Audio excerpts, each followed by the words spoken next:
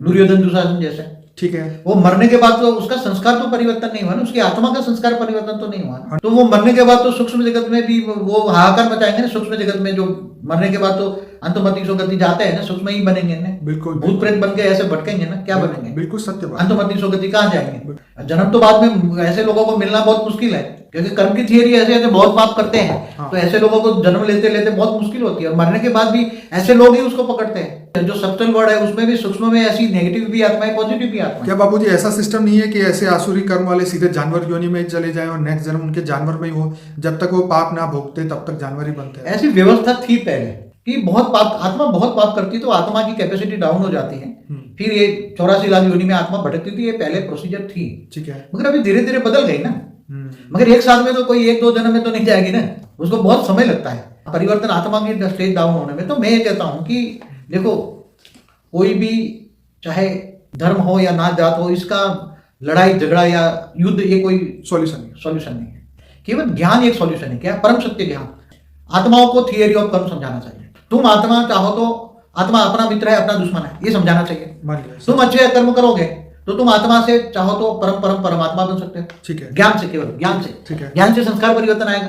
ठीक है। ज्ञान से ही आत्माओं का या दुनिया का परिवर्तन होता है। ठीक है। युद्धों से कभी भी धरती पर परिवर्तन नहीं होता। अगर महाभारत का युद्ध के होने के बाद क्या आत्मा तो रिबॉर्न होकर आ गई ना सभी? उन आत्माओं का क्या हाल?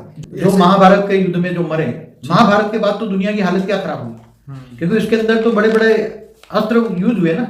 जैसे आज के परमाणु बम है, तो उसी टाइम जो युद्ध हुए तो वो परमाणु बम युद्ध जैसा ही था। एक ही तीर निकलता, उसमें से हजारों तीर बन के और हजारों को घायल कर देंगे, आग लगा देते, ये करते। महाभारत का युद्ध में भी परमाणु युद्ध जैसी हालत, तो वायुमंडल भी खराब हुआ।